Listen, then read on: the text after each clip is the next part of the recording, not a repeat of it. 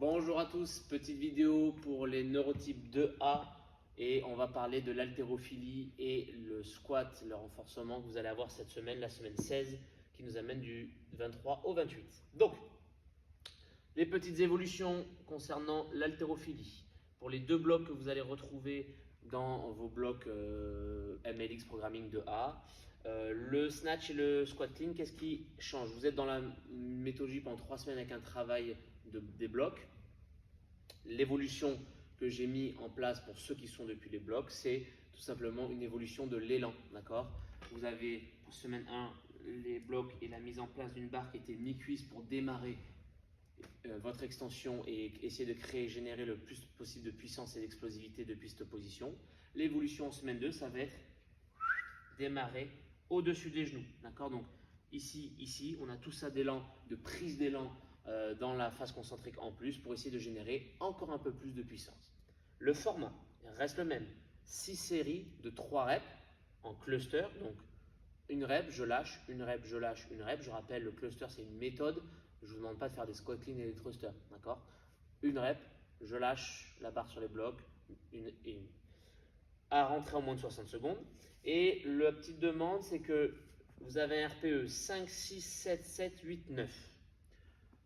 Objectif, se caler dès les séries d'échauffement avant le RPE 5. On est calé, on commence notre première série d'RPE 5. On retrouve des charges qu'on a vues à peu près la semaine précédente.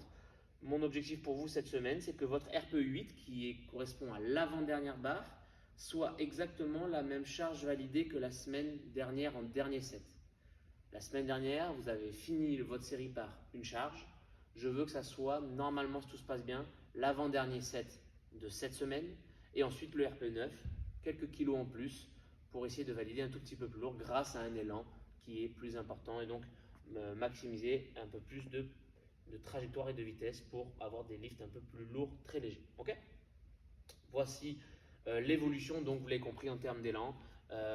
Et donc, normalement, un dernier set un peu plus lourd que la semaine dernière pour le côté haltérophilie. Pour le côté squat, vous êtes dans votre dernière semaine, accrochez-vous, les 2A. C'est la dernière semaine des drop sets, d'accord? Donc 3 séries, 4 reps en série initiale, 10 secondes de reste, 15% de drop, maximum de reps, puis 40%, 30% de drop et maximum de reps. C'est la dernière série et après le dernier set, la dernière semaine, pardon, et après on change de méthodologie, on arrivera sur un travail un peu plus funky. Pour le deadlift, on reste sur du travail de renforcement postural, 3 sets de rest pause, 6 reps, je lâche 15 secondes et ensuite je vais jusqu'à 12 reps total. Donc on y va très tranquille avec les charges, on peut faire les mêmes charges que la semaine précédente et on masterise. Ça suffira largement pour cette semaine en termes de soulevé de terre. Et enfin, on a notre session du travail de posture et de renforcement. Donc là, je vous ai mis cette semaine pour changer un petit complexe à faire avec des fentes associées à des squats. Donc si vous êtes en back squat par exemple, vous aurez un back squat à réaliser, posture parfaite. On veille à ce que les appuis et la posture soient impeccables, la trajectoire bonne. Et ensuite, fente à droite, fente arrière à gauche, squat.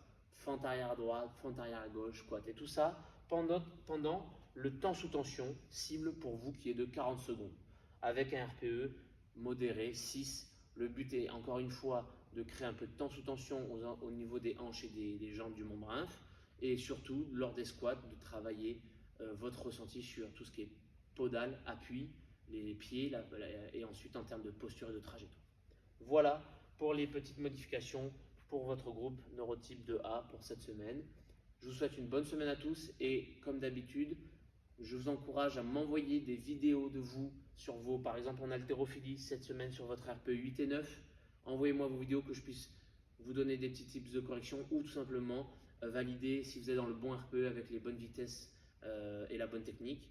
Et pareil pour les squats, pour votre première série de 4 avant les drop sets par exemple, voir si vous êtes dans le bon RPE avec une bonne posture.